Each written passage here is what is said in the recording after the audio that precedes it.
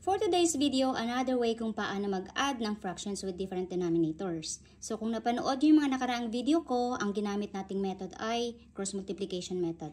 So ngayon naman, we are going to be adding fractions with denominators that are multiple of one number. Lagi niyong tandaan na we can only add fractions if they have the same denominator. Let's have a look at an example. 1/4 plus 3/8.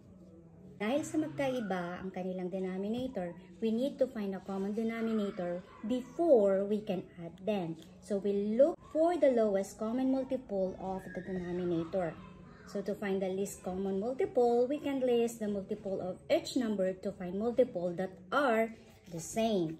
So common multiple of 4 are 4, 8, 12, 16, 20, 24, and so on.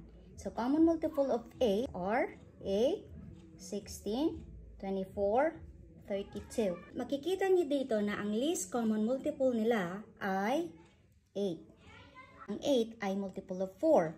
So anong gagawin natin ngayon dito? We just simply multiply both numerator and denominator by 2, itong first fraction na to. So gagamit tayo ng red marker para mas klaro sa inyo. So, ito lang ang gagawin natin. We both multiply numerator and denominator by 2. Ang bago na nating first fraction ay 2 times 1 is equal to 2 at 2 times 4 is equal to 8. And then we just copy the second fraction which is 3/8. So, gaya nga ng sinabi natin kanina, we can only add fractions kung parehas na sila ng denominator. So, ito, parehas na sila ng denominator. So, we simply add the numerator. So, ang sagot natin ay 5/8. Paano naman ang subtraction? Tatalakayin natin yan in my next video. Thank you so much for watching. If you found this video helpful, please don't forget to follow, like, and share para mapanood ng mga batang nahihirapan sa fractions.